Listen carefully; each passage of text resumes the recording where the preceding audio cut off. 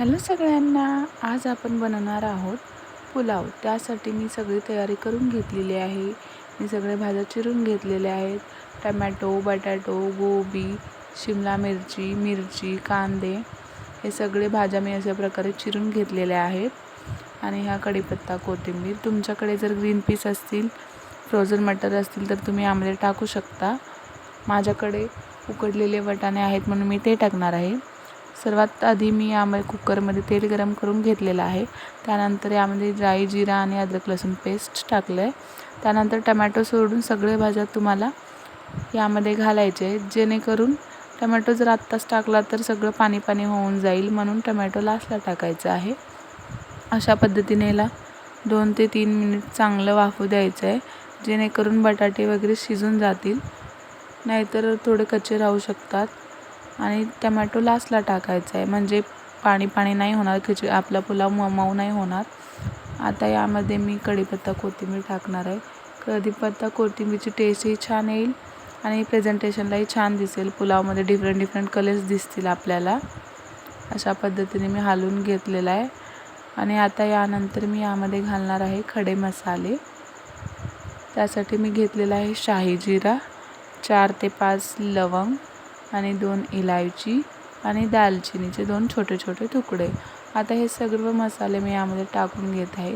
तुमच्या घरात किती लोक असतील त्यानुसार तुम्ही क्वांटिटी वाढवू शकता। हे मी 3 ते 4 जणांसाठी हा पुलाव बनवत आहे, त्यामुळे मी ह्या क्वांटिटीमध्ये घेतलेला आहे। आता यामध्ये मी भिजवून ठेवलेले थोडे वाटाणे टाकत आहे आणि मी थोडंसं यामध्ये ह्या सुरुचीचा बिर्याणी मसाला टाकत आहे। जास्त नाही टाकत आहे, ओन्ली हाफ टीस्पून, अर्धा चमचा घालत आहे मी, कारण थोडा टेस्ट डिफरंट येईल। बिर्याणीचा टेस्ट नाही येईल, थोडं टाकल्यामुळे ह्याचा टेस्ट थोडा चेंज होईल। आणि यानंतर मी यामध्ये निवडलेले तांदूळ घातलेले आहे, स्वच्छ निवडून घेतलेले, आणि याला चांगलं अशा पद्धतीने हलवून घ्यायचं आहे। तुमच्या घरातील तांदूळाला जेवढं पाणी पुरतं त्यानुसार तुम्ही पाणी घाला।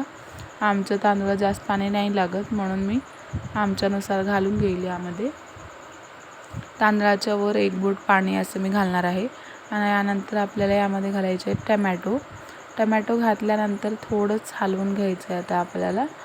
आणि हलवल्यानंतर पाणी घालून लगे कुकरला शिट्ट्या मारायच्या आहेत, नाहीतर जास्त शिट्ट्या बी झाले तर आपला पुलाव मऊ होईल। आता मी यामध्ये चवीनुसार मीठ घालत आहे। तुम्हाला जशी हवी तशी तुम्ही मीठ घालू शकता। आणि यामध्ये मी असं पाणी घालून घेत आहे। तुम्ही बघू शकता, तुमच्या तांदळाला जेवढं पाणी लागेल तुम्ही टाका। मला मोकळंच पुलाव आवडतं म्हणून मी पाणी कमी टाकलेलं आहे। यानंतर मी याला ढक्कन लावून 3 ते 4 शिट्ट्या घेणार आहे आणि त्यानंतर माझा पुलाव रेडी होईल। आता मी हलवून हे बंद करेन। आता बघू शकता, अशा पद्धतीने मी पाणी घेतलेलं आहे। आता आपल्याला हे पुलाव बंद केल्यानंतर 4 शिट्ट्या घ्यायचे, तुमच्या कुकरनुसार घ्या।